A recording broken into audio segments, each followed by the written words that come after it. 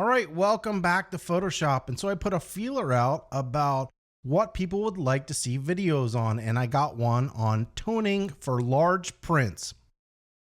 So today I'm going to walk you through the steps in the items that you need to pay attention to make a large print inside of Adobe Photoshop.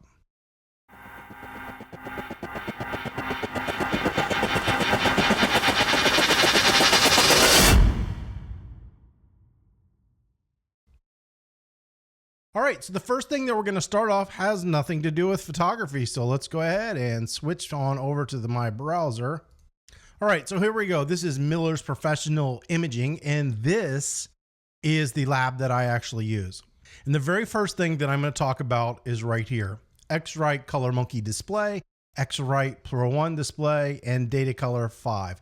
So I use the Datacolor Spider 5, but any of these are going to work for you. And these are monitor calibration devices. So what these will do is calibrate to a specific specification and make sure that what you're seeing on your screen is calibrated to a standard.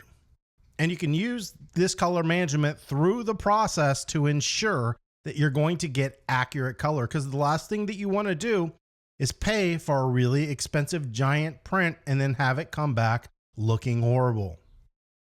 So monitor calibration devices cost usually around about $150 for the basic ones. You can find these. They do go on sale about twice a year for $99, occasionally on Facebook pages. And I did start a new Facebook group, and I'll have the information below in this video on that group. And the idea of it is, a lot of times when I'm doing videos, I get questions, but I can't always answer the questions because I can't see what the issue is. And I really need to see the issue because people aren't always great at being able to explain what the problem is that really makes any sense to me. So I've created a Facebook group called Learn Photoshop, Lightroom, and Bridge. I think that's what it's called.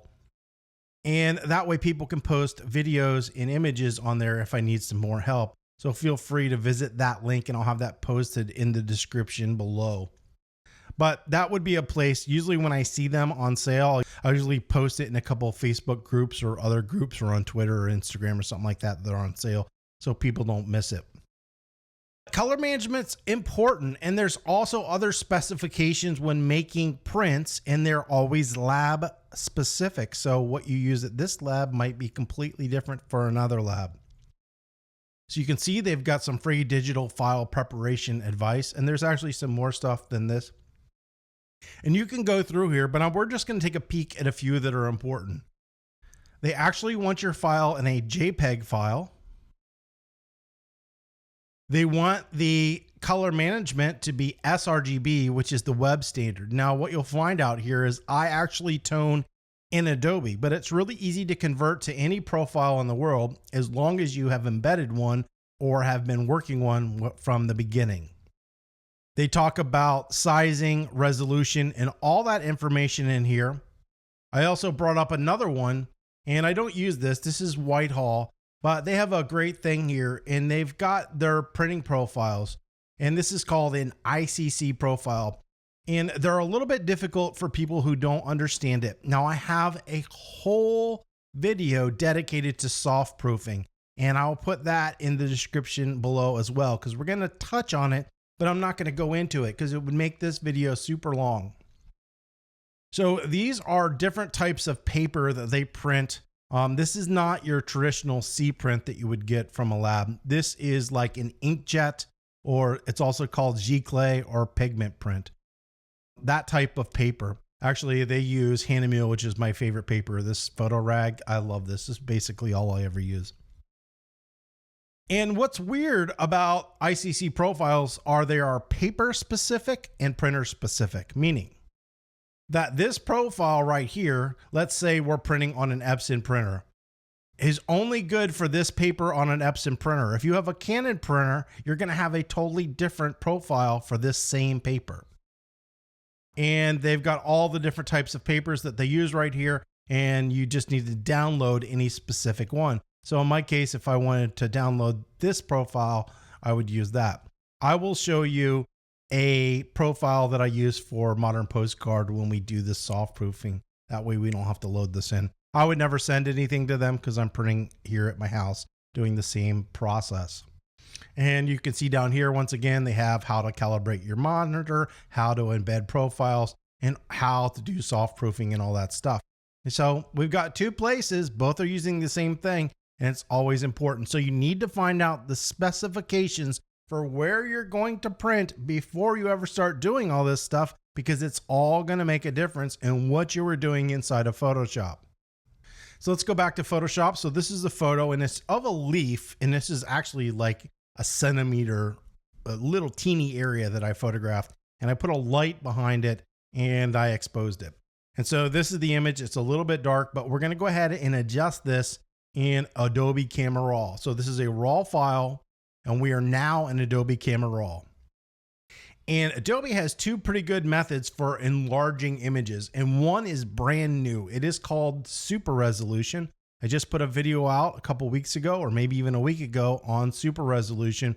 They just added it to Lightroom, so you can do it in Lightroom as well. There are some other third-party places that use some image size algorithms. Truthfully, this new Super Resolution works really well, so I'd just go ahead and stick with that, or the old version inside of Photoshop. I will show you them both. But what's important is whether you're working directly from a raw file, a PSD, a JPEG, a TIFF, or anything, you do not want to tone your image before you size it. Let's go over this again. Do not tone your image before you size it. And you can use Super Resolution on any of those file types, so it doesn't have to be raw, as you will see here, to do this. So we're going to go ahead and increase the size of our image. Now, when we do this, as we can see right up here, this is my raw file, the CR2. It's going to create a new file in Super Resolution, and that is going to be a DNG. Whether you're shooting a JPEG, PSD, or a raw file, it's still going to be a DNG. A DNG is also a raw file, but it's Adobe's raw version called Digital Negative. To do this, it's really easy. You're either going to do it one of three ways. You can come on over here to where we've got these three little dots, and you're going to click this, and then you can drop down here to Enhance.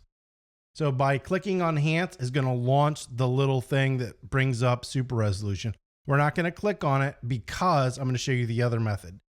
Another method is using the quick key. So we can tell right here, we've got a quick key to bring up Enhance, and this is the Mac version, and it might be a little bit different on the PC. So go ahead and check that out. The other method is to right click in the image. So I'm in the image, and if you're on any PC, they're almost always going to right click.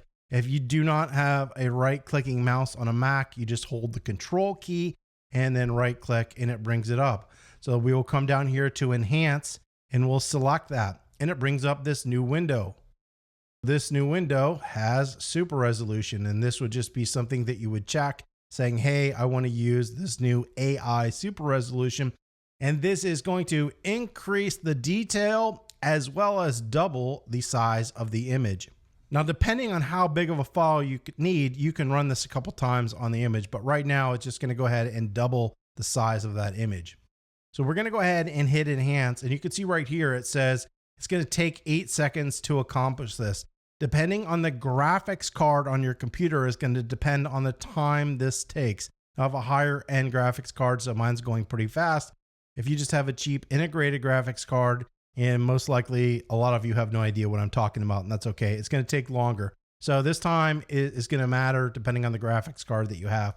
You're going to hit Enhance, and then as you see down here, notice it's loading or processing that image. When it's done, it's going to pop up right up here, and we will see it as a new DNG file. And there we go, it's done. So you can see right there, it's saying Leaves Fall Enhanced 1.dng. Now we're not going to use or adjust this CR2 file because we don't need it. So I'm just going to select the new DNG file. Now, as we talked about before, one of the things I talked about was monitor calibration. You can see right down here, I have some settings.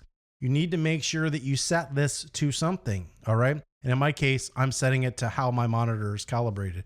So I'm using Adobe RGB, formerly known as 1998. 16-bit depths, not 8. You definitely want to be in 16. And I've changed my resolution to 300 because that's more standard for me. I think by default it comes at 240, but I set mine at 300 and everything else I leave at default. And you need to apply this. Now you want Photoshop to be exactly the same, and I'll show you what it looks like, but you actually want to set up Photoshop before you do this. Next thing that we're going to do is we're going to come in here and tone. And so this was one of the questions that they had is, how do I tone? Well, I do a lot of basic toning in Adobe Camera Raw. And as long as you shot a RAW file, this is the time to do it. If it's not a RAW file, remember, you didn't want to do it beforehand. And when you do the super resolution, it's going to create a RAW file anyways. So this is the time. This is what you want to use. If you're not used to using Adobe Camera Raw, watch a video on how to use it. First thing I'm going to do is I'm just going to increase the brightness on this a little bit. I'm also going to increase the highlights, but not a whole lot, just a little bit. I actually, in this image, want to increase my exposure a little bit. And I also want to open up my shadows. So when I'm toning, I'm trying not to get these black areas where they're the same solid color black. I want to see some difference or variation in it. So I have a little bit of tonal detail in there. So we're just trying to open up and make this a little bit cleaner. I'm also in this image going to increase the saturation. For this image, which is non-traditional, I do want to sort of super saturate this a little bit. So this is looking pretty good. I'll make most of my adjustments. Now, if you do need to make some spot adjustments, you can come down here and click this to zero it out if you need to be. And then I'll just make an exposure adjustment and then I will apply it. Remember that once you move this, you don't see it. You actually have to apply it in specific spots. Now in this image, I'm actually not going to use this because I'm going to do these in Photoshop, but most of the time I would be making spot adjustments. Most adjustments I make on image are selective adjustments or these spot adjustments. So we're going to delete that and I'm going to send this on over to Photoshop. All right, and here we are. We're back over into Adobe Photoshop. Now let me show you the color settings, man. I said you need to set these before you open Photoshop. So we're going to come up here and drop down to color settings. And right here, you're going to see I have everything set. So I have mine at Adobe because that's what I wanted to work in. I just leave my CMYK as default. I changed the gray to gray gamma 2.2.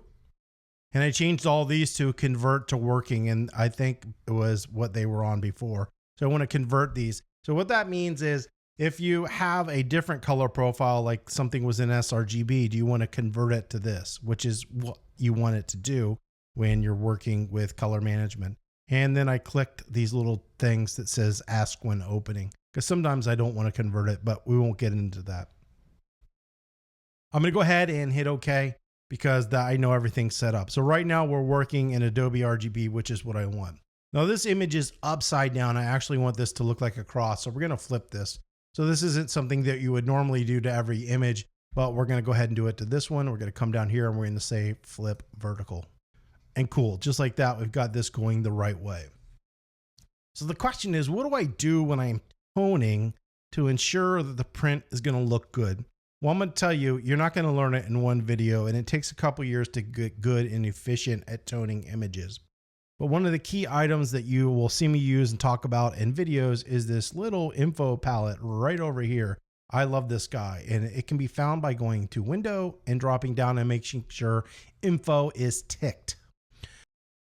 And then I'm changing it. Notice I have RGB and K. So these are my red, green, and blue values, and these are my K values. Because I'm a photographer. If I was a graphic designer and I worked in CMYK, I would switch this to CMYK. But I want to use RGB. The actual key one I use is the black one. This is what I use 99% of the time. So what I'm looking at, I mentioned it a little bit in RAW, and we'll just go ahead and zoom in a little bit here. And we'll go on over into this black thing. So right now this has some variation. It's darker here and it's lighter here. What I don't want to do, and I'm just going to do a quick adjustment, is I don't want this to be so contrasty that it's just the same color the whole way through. Call this blocking, meaning it almost looks like it's a graphic design where it's just a black area. You don't want that in photography. You also don't really need to get your blackest black really much past 95%. Most printers can't print at any blacker than 95% anyways. I don't usually get much darker than 98, but usually somewhere between 95 and 98 is what I get for blacks. What I want to make sure is that I have some values. So the way this works is wherever I put this, you're going to see right over in here in this K value, a number appear. Unfortunately, I can't do them at the same time. So now that I'm hovering, if you look all over to the far right, it's saying that this is 93% black there, 92% black here, 93% black here, 94% black there. So I'm reading that. So I want to make sure I have a little bit of detail so I can open this up or open my shadow areas up to get some detail. But I don't want to make it too flat, or I don't want to make it too contrasty. Now I will be doing those as adjustment layers, but that's what I'm looking at. So I'm trying to read these K values. Now you can use the RGB values to see if you have color cast or to read colors, but we're not going to get into that today. Really what I'm looking at is this K value. Two numbers. Don't really need to go much higher than 95% in black. And as we go over this, because my flash is behind it, I know it's at 0. So if you look, it says at 0. If you want to hold like a white detail like this, you need to make sure that you don't go below about 2%. 2%, it starts to fall apart. Now on this image, I don't really care if it gets much lower than 2% or around 2% because I want these to kind of glow. But make sure you're holding those values. So we'll go ahead and do this. I'm actually going to hit Command 0, which is going to fit this full screen, and we'll go ahead and take a look at this image. So the first thing I'm going to do is make a curves adjustment layer. You will notice that I use curves adjustment layers only. I don't use levels. I don't use brightness contrast.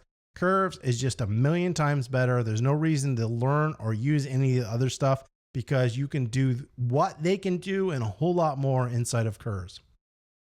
Now in this image, my histogram doesn't start till right about here. So there's no data here. So optimizing, I could slide this up and optimize this a little bit because my data or my highlights aren't starting to do anything until I get right there. And so usually I'll go up to it and then just back it off just a little bit. When I have a histogram like that's kind of weird and we've got a lot of data in the dark areas and not a lot in the light areas. And there's nothing wrong with that. It's just the way this image is, and it was shot a little bit dark. So we've slid this over. Now I could have come up here and used it up here. This slider and this slider, as long as they're going this direction, do the same thing. However, this one can go down, which this one can't. So this would be our dark values. This would be our highlight values. And I'm constantly reading things. So you'll see me come in here and read different areas occasionally just to see where they're at. So if I come back over here and I read this 92, 93, that's good. We're not getting too dark, so we're not going to lose it. So in this image, what I want to do is I want to still open it up a little bit. I want to open up just so we have a little more detail.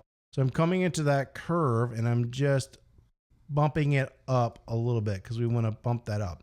But what I don't want to do is blow up my highlights anymore. So I'm going to put a secondary dot and I'm going to bring this curve line back down. So this area isn't going to be changed, but right here, it's going to be opening this image up. And now you're going to see this maybe brighten up a little bit. Yeah, so we went from 93 to 90%. So when you do that adjustment where you open up some shadows, it will lose a little bit of contrast. So I'm going to bring this over and this is going to pop that contrast back down. Not all the way to 93, but we're going to get there. So don't worry about it. So right now that looks pretty good. So let's see what we did with that weird kind of curve. And this is why I use curves, because they really let you adjust what you did. I think it is actually a little bit too much. So instead of going into the curve, I'm actually going to just lower the opacity a little bit. And for right now, we're going to leave it at 78% of that adjustment. All right, so now it looks like this. Okay, cool. That's what I want to do. The next thing I need to look at, are there any spot adjustments? Like, do I want to open this area up? Do I want to brighten this area up anywhere? So we're going to come in here and I'll make an adjustment and I'm just going to bring up my midtones. I'm going to probably change this curve. We're going to leave it like that. Then I'm going to hit Command I to change the mask to black. So right now this adjustment isn't doing anything until I apply it somewhere. So we're going to take white and apply it in specific areas. So if I wanted to brighten up this area a little bit, I could do that. If I wanted to brighten up a shadow area, I could go over that. I don't want to brighten up my shadow areas. Just want to brighten up the central area right here.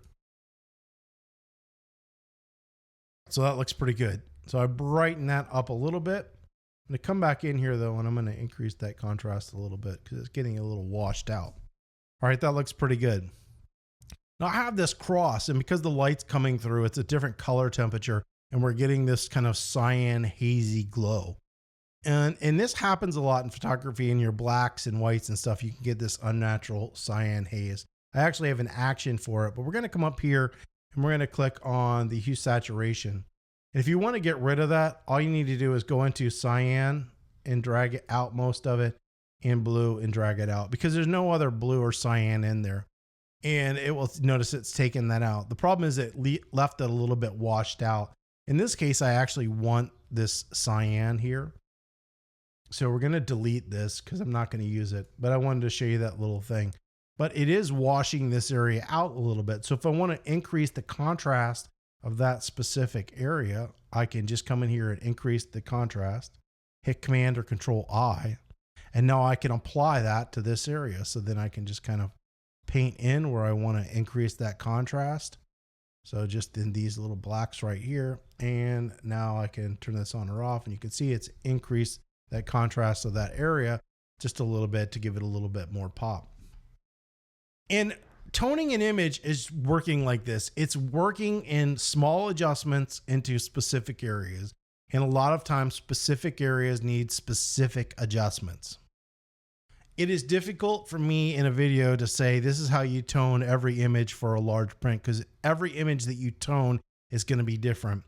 If you want to really understand how to use the different elements in Photoshop, I have this series, Photoshop for Photographers. It walks you through everything.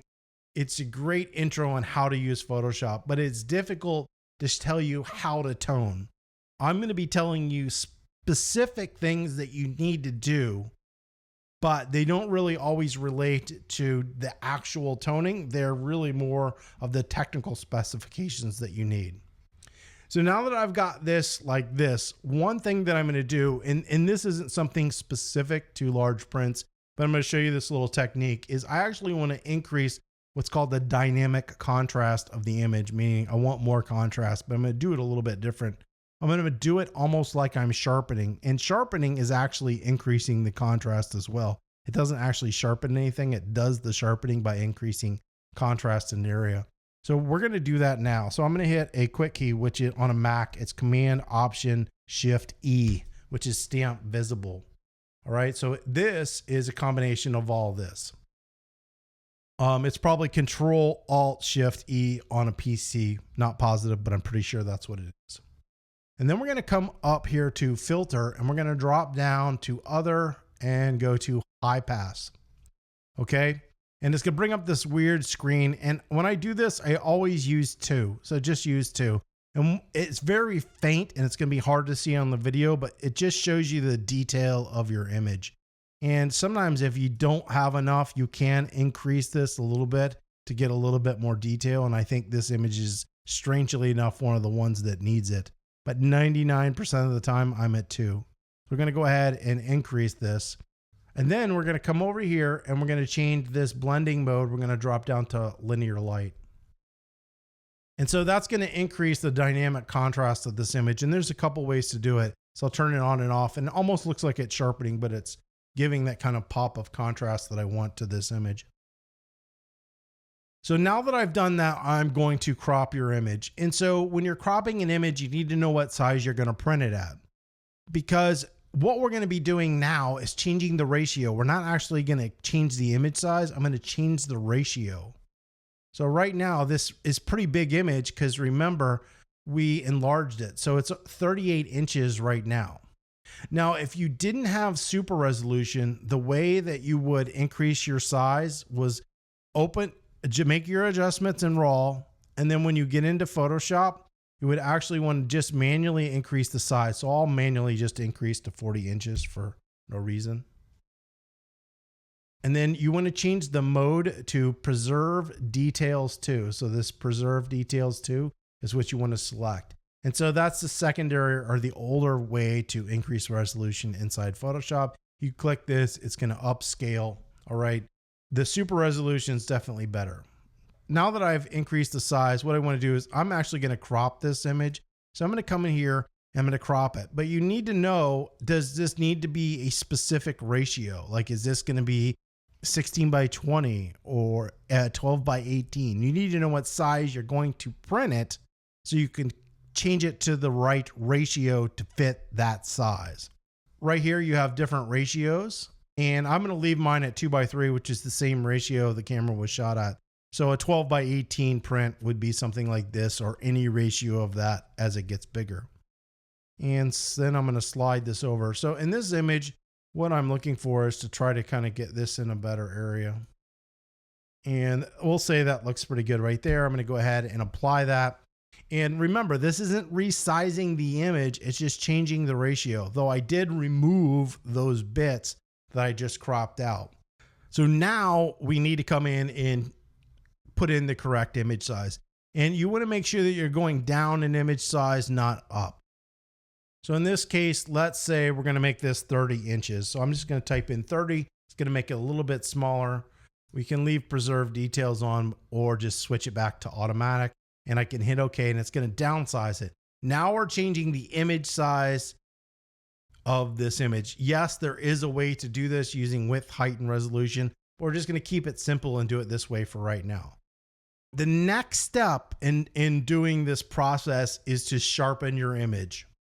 When you sharpen an image, it must be, let's go over this, it must be after you've sized your image. You can't do it before. You have to do it afterwards. You need to size your image. Now you sharpen. And you must sharpen your image at 100%. So if we look over here, notice my image right now is at 25%. And I need this to be at 100%. So you need to see your image at 100% because otherwise you won't be able to tell if you're sharpening in the correct amount. So you can come up here to view and drop down and notice it has 100% or command 1, and bam, just like that, it's going to open your image up. And depending on how big your file size and the resolution of your monitor, it's always going to be different. So we'll just come down here and look at this here. So this is going to give me the perfect reference of how much sharpening I'm adding to the image and what it's going to look like. Next thing we're going to do, in this case, we're going to go to filter, sharpen, and I'm going to use smart sharpen. The smaller your image size is, the less you're going to sharpen. So if this was a web image, I might sharpen at 22%. The larger your image, the more sharpening you're going to need to add. The cool thing is we're getting a good representation now of what we need to sharpen. However, in this case, notice we are sharpening this layer. We don't want to sharpen the dynamic contrast layer. So when you're sharpening, you need to either click on the image layer, because this is the layer that you want to sharpen, or you can flatten your image. So at this point, we've already toned it, so you could go layer, flatten image, and it's just going to be one single layer, and you can sharpen here. So now when we go up to sharpen, smart sharpen, we're going to see this and we're going to try to sharpen on this area. As I increase this, and you kind of have to wait for a second to let it apply so you can see the difference. And it takes a long time to get used to how much to sharpen. If you were to post one on the Facebook group, I can look at an image in a second and tell you if it's over sharpened or under sharpened. But it's kind of hard to explain to somebody like, when is the sharpening good? This is kind of a weird image where, you know, it's a little bit abstract. So I might increase the sharpening more than normal. In this case, we're going to do about 130 something. So that looks pretty good. I'm going to hit OK. And now my image is sharpened. I can hit Command 0 and bring it down to 0. So I'm going to take one last look at this image to make sure I like everything. I might actually change the color of this a little bit. So it looks like we got a little bit of blue on the right side. So I might just come in here and shift that so we get a little bit more yellow, and that looks pretty good to me. All right, so I've got my image sized and ready to go. The next thing that we would want to do is we want to do, and I talked about this before, we can do something called soft proofing. And this is going to give you an idea of what the image is going to look like when it is getting printed. I have a 5K monitor. If you don't have a 5K monitor, it doesn't matter. But my monitor shows a whole lot more tonal range and colors than most printers can print. And when you print on different papers, your print is going to vary and look a little bit different than it does on the monitor. So usually I call it the dumbing down process, because usually it doesn't look as good. It kind of dumbs it down. So to make sure your image usually isn't too flat or not looking good, we can use something called soft proofing. So if we go up here to view, notice we've got proof setup and proof colors, but we're going to go to proof setup first. And they've got some default ones that we have up here, but what we're going to look at is custom. We're going to do a custom one. And so device to simulate.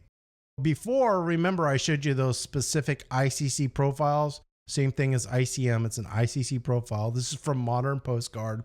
And this is an offset press. So this wouldn't be for a large print, but this is what I have on my computer. So we're going to use it. So you can see I can click on here. I've got all these different profiles that I can simulate or look at when I'm doing this. I just chose the CMYK one. That's what we're going to use that for now. Rendering intent. I'm just going to leave mine at relative colorimetric. I have a video on soft proofing, and I talk a little bit more about these. These are just about how the computer renders the colors. So we're just going to leave that there. Just leave it there and don't overthink it. We can also simulate what it's going to look like on screen, display options on screen, or simulate on the paper.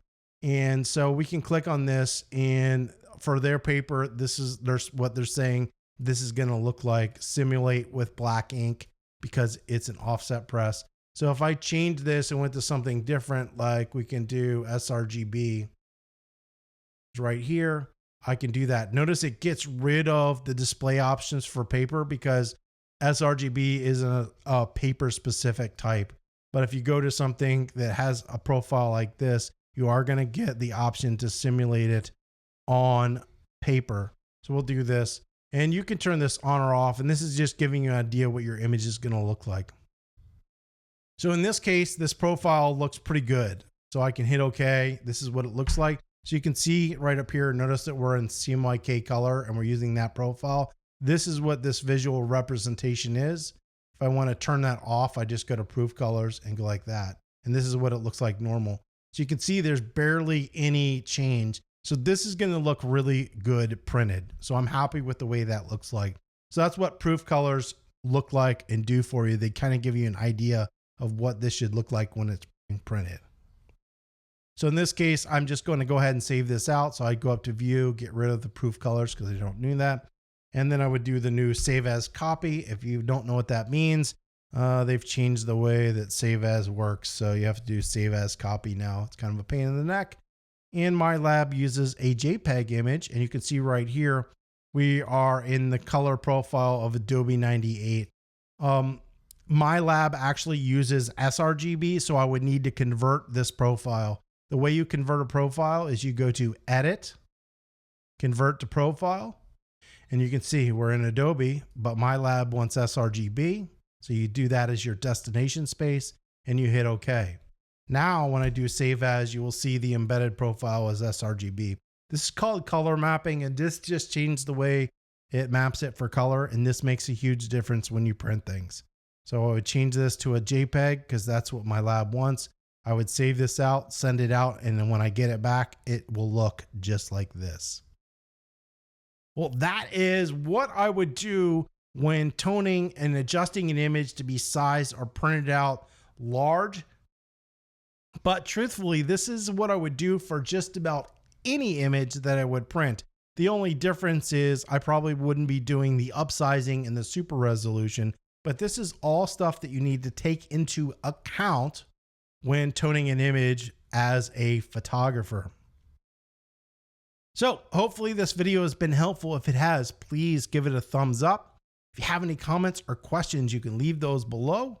And don't forget to subscribe.